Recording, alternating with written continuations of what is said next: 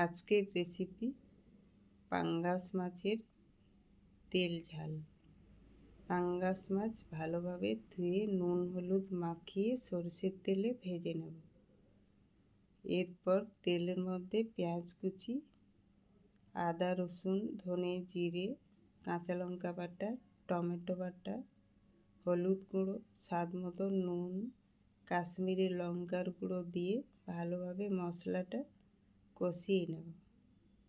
মশলার ওপরে তেল ছেড়ে দিলে জল দিয়ে ঝোল ফুটে উঠলেই ভেজে রাখা মাছ দিয়ে নেড়ে চেড়ে কিছুক্ষণ ফুটিয়ে নেব।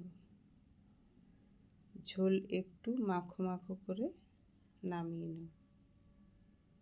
তাহলেই আজকের রেসিপি পাঙ্গাস মাছের তেল ঝাল রেডি।